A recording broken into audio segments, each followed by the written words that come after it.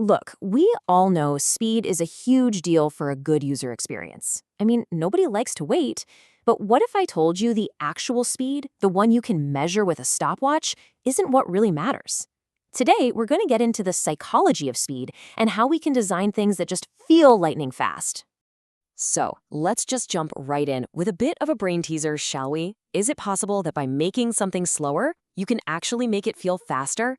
I know, it sounds totally nuts, but stick with me because it's the absolute key to understanding how our brains deal with time and waiting. And to figure this out, we're actually going to take a trip to an airport in Houston.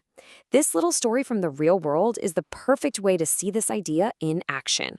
So picture this. It's the 90s, and an airport in Houston has a major problem. They are just getting buried in complaints about how long it takes to get your luggage.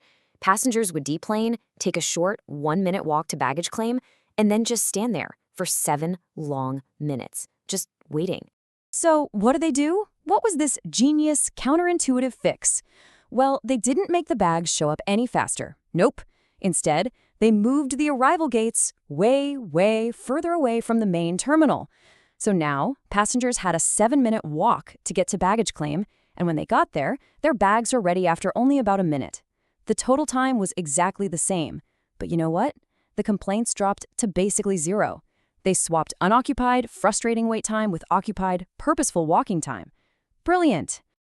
And that story right there just perfectly nails the core idea we're talking about today. Perception is so often faster and more important than plain old reality. What a user feels is way more powerful than what the clock says. And really, it all boils down to this one quote from the source material. The perception of speed is way more important than speed. If you get that, you get everything we're going to cover from here on out. Right. So this whole concept actually has a name. It's called perceived performance. And it's not about how many milliseconds it takes for a server to do its thing.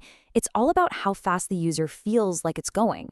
And just like we saw at the airport, time where you're doing something that always feels shorter than time where you're just, well, doing nothing. Now, you might be thinking, okay, this is just a feeling, right? Well, not exactly. It's actually backed by some pretty solid research. It turns out that the way we perceive time isn't smooth at all. It works in these really clear, predictable jumps or thresholds. And this is where it gets really fascinating.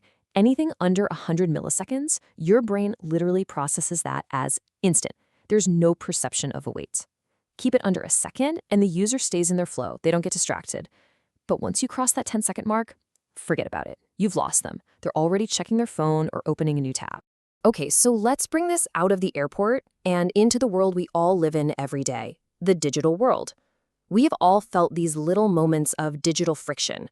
They're basically the online version of standing around at baggage claim, just tapping your foot. I mean, you know what I'm talking about, right? That weird, jarring flash of a loading spinner that shows up and disappears before you can even register it. Or those skeleton screens that just sit there, making you wonder if the whole thing is broken. Or my personal favorite, when you click a button and nothing happens. You're just left there wondering, did that work? All these little things really add up. And that gets to the heart of it, you see. The wait itself isn't always the problem. It's the stress that comes with it. It's that feeling of being in limbo, the uncertainty, and the sense that you have no control over what's happening. That's what really drives people crazy. All right, enough about the problem. How do we actually fix this stuff? Let's open up a toolbox of practical tricks we can use to manage that perception and keep our users happy and in a state of flow. Tool number 1, and this one might sound weird at first, delay the spinner. Seriously, if an action is going to be really fast, let's say under about 400 milliseconds, just don't show a loading spinner at all. That quick flash of a spinner is like a flickering light. It actually draws attention to a wait that the user probably wouldn't have even noticed. If you show nothing, the result just appears, and it feels completely instant. Okay, tool number 2 is all about thinking one step ahead. It's called prefetch the future. So instead of waiting for the user to do something, we try to guess what they're going to do next.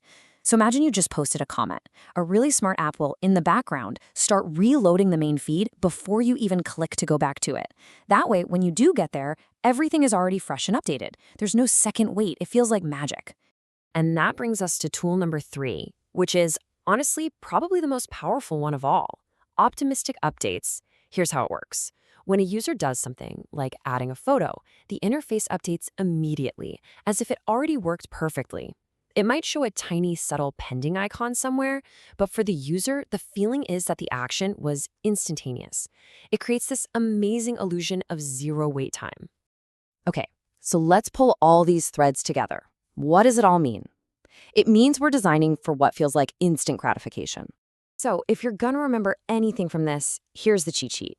1. Don't be too eager to show a loading spinner. Sometimes it hurts more than it helps. 2. Be a mind reader. Predict what your users need and get it ready ahead of time. And 3. Be an optimist.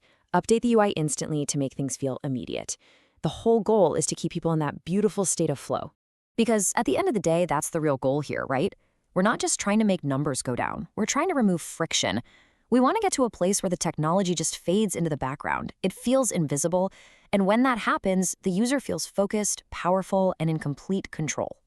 So I'm going to leave you with this one final thought to chew on. Your product might be fast, technically. You might have the metrics to prove it.